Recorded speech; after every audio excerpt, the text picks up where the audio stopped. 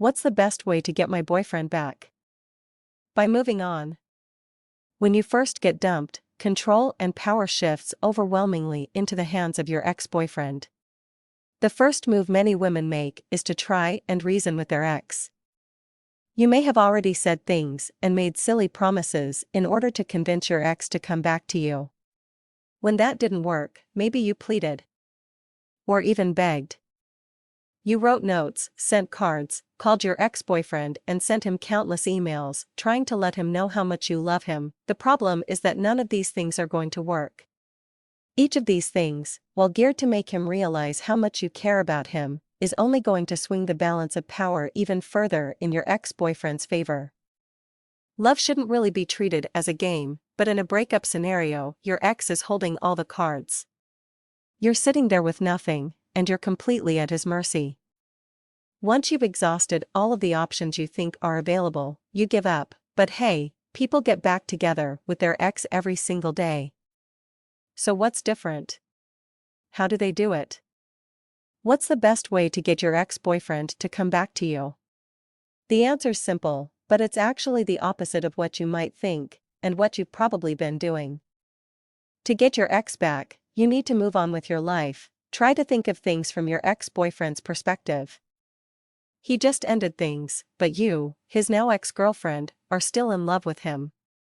He has the freedom to do what he wants, and to date whomever he chooses. Looking back over his shoulder though, he sees you're still there for him. Not just there, but actually waiting for him. Hoping he'll come back. This feeds his ego and lets him know he's loved. It gives him the impression he's something to be desired, and it also gives him the safety net to go out and try to meet someone new. And if that doesn't work out for him? There you are. Right where he left you. Ready to pick up right where the two of you left off. It's pretty crummy to think of things that way, but it's actually the way your ex sees things right now. While you're still desperate to fix your relationship, he's in a very comfortable position. He has no need to get back together with you. Just knowing he can have you back any day of the week is fine enough for him. This is why you have to let go of your ex. Move on with your life. You need to leave the place he left you and start gaining some momentum. When your ex looks back over his shoulder, imagine you're not sitting there hopeless and upset. Imagine instead that you're out with friends. Now picture his face as he sees you laughing, having fun, and doing things without him. Maybe he sees you in a group of people, or maybe he just sees you trying new things. Your ex will get jealous of the fun you're having without him. He'll get scared that maybe you'll move on before he gets the chance to do it himself. Maybe you'll even meet someone else. No guy wants to see his ex-girlfriend dating someone else, much less doing it before he's had the chance to find someone for himself. This isn't to say you should run out and start dating the first person you see. On the contrary, if you're still in love with your boyfriend and you want him back, you shouldn't do anything designed solely toward making him jealous. He'll resent you for it later on, even if you do end up getting back together.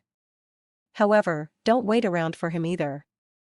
Go on with your life, do the things you love to do, and see the people who make you happy. Your ex won't want you if you're sitting at home crying for yourself. But he will start thinking of you again once he sees you moving on. So, don't sit around asking yourself what's the best way to get my boyfriend back. Instead, work on making your ex want you back without having to do anything at all.